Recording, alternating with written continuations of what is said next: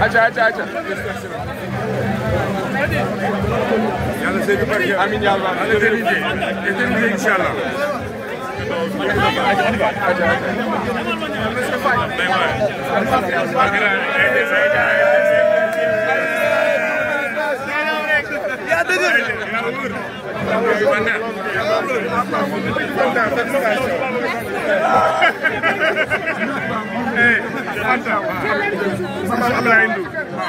léegi nag dama lay sant rek